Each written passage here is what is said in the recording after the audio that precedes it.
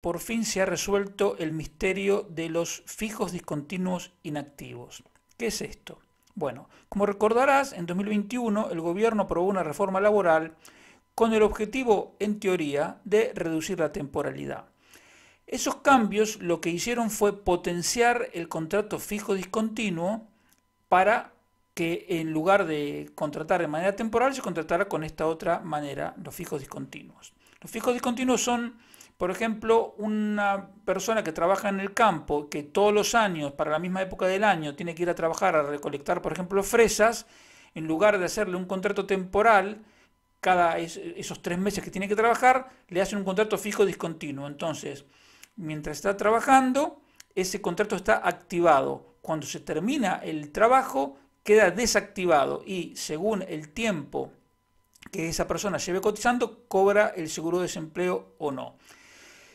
Entonces, lo que hizo esta reforma laboral fue que esa misma persona que antes trabajaba con un contrato temporal, en lugar de contar como parada durante los meses que no estaba trabajando, ahora contaba como un fijo discontinuo inactivo, es decir, como un fijo discontinuo que en este momento no está trabajando. La persona, digamos, no cambió su situación, sigue estando sin trabajar y sin cobrar salario, pero el gobierno con ese argumento lo contaba por separado, entonces no los incluía dentro del paro registrado. Así fue que fueron pasando los meses, el paro registrado fue cayendo de manera gigantesca, porque claro, una parte de los parados no se estaban contabilizando. Entonces, en la información que todos los meses da el gobierno sobre el paro registrado, aparecía una tabla con algunos de los grupos de los parados que se cuentan por separado. Unos, por ejemplo, son los parados con disponibilidad limitada, es decir, que son personas que buscan, por ejemplo, un tipo específico de trabajo, como que solo quieren teletrabajar, por ejemplo, o solo quieren trabajar por la tarde o lo que sea. Luego están los que el gobierno llama parados no ocupados, que es una denominación ridícula, que son, por ejemplo, personas que están cursando FP y al mismo tiempo están buscando trabajo. Pero había otro grupo de demandantes de empleo, es decir, gente que estaba buscando trabajo, que los ponían bajo el título de ocupados.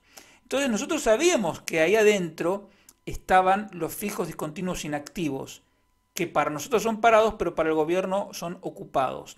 El problema es que no sabemos cuántos eran, porque ahí también había, por ejemplo, gente que efectivamente estaba trabajando, pero estaba buscando un trabajo mejor. Por ejemplo, una persona que tiene un trabajo que le queda muy lejos de su casa y está buscando otro trabajo más cerca de su casa, aparecía en la misma bolsa que los fijos discontinuos inactivos.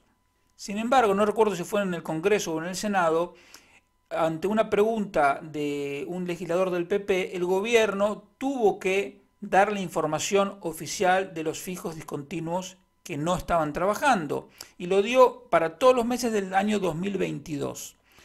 Lo razonable hubiese sido que a partir de entonces siguieran dando esa información, pero no lo hicieron. Sin embargo, esa misma información a nosotros nos sirvió para poder estimar cuántos fijos discontinuos inactivos había. Entonces yo calculaba, como te he comentado en otros vídeos, alrededor de 550.000, pero es una cosa fluctuante porque cada mes son evidentemente distintos, como de la misma manera que cambia el paro registrado. Pero ya sabíamos que era un número significativo. ¿Cuál es la novedad? La novedad es que hay un señor que se llama José Luis Fernández, que es el jefe del gabinete de estudios del sindicato USO, que es un experto en estos temas, y gracias a él me enteré que hay un informe que publica el CEPE que se llama Estadísticas de demandantes de empleo, puestos de trabajo y colocaciones. Si tú miras el informe, tiene 222 páginas y es todos los meses exactamente el mismo informe, lo único que hacen cambian los números. Cuando tú miras el informe con detenimiento, te encuentras que en la página 37 hay una tabla donde clasifican a todos los demandantes de empleo, es decir, la gente que está buscando empleo. Entonces, la primera columna son los parados registrados, que ya sabíamos cuántos eran. Pero luego hay varios grupos que se reúnen bajo un mismo título, que son los demandantes de empleo no parados. gente, es decir, que está buscando trabajo, pero que el gobierno considera que están no parados. Unos son los que ya te comenté antes, que aparecen en la información mensual. Pero aquí aparece separados cuántos son los que están buscando trabajo que están ocupados. Es decir, el ejemplo que te decía recién de una persona que está buscando un trabajo más cerca de la casa, por ejemplo. Y entonces aparece una categoría, que es lo que hasta ahora no sabíamos, que son los no parados con relación laboral. Y ahí están metidos los fijos discontinuos inactivos. Pero, ¿cuál es la cosa increíble? Que el gobierno, por ocultar este dato, ahora nos hizo saber, le salió el tiro por la culata, porque ahora nosotros sabemos que no solo nos ocultaba a los fijos discontinuos inactivos, sino que había más grupos como trabajadores agrarios subsidiados, otros perceptores de prestaciones por desempleo adscritos en trabajos de colaboración social y otros grupos menores. Entonces ya no importa saber exactamente cuál es el número de fijos discontinuos inactivos, porque ahora sabemos que están esos y hay otros grupos que vienen a estar en la misma situación, es decir, son gente que están parados, pero que el gobierno los cuenta por separado por distintas excusas. Entonces finalmente podemos saber, después de mucho tiempo, el verdadero número de parados que hay en España. Que según los datos de febrero tenemos que los parados registrados en primer lugar, que son 2.760.000 y que es un grupo que cae más de un 5% con relación a un año antes. Pero a eso le sumamos los 354.500 parados con disponibilidad limitada, otros 200.000 y pocos parados no ocupados, casi 11.000 que hay en ERTE y la novedad, el nuevo grupo de los no parados con relación laboral, que son 736.000. Entonces te da que los parados son 4.051.000 personas. Pero no solo son un número más de 1.000.000 por encima de lo que dice el gobierno, sino que además no cae un 5%, sino que cayó apenas 0,4%.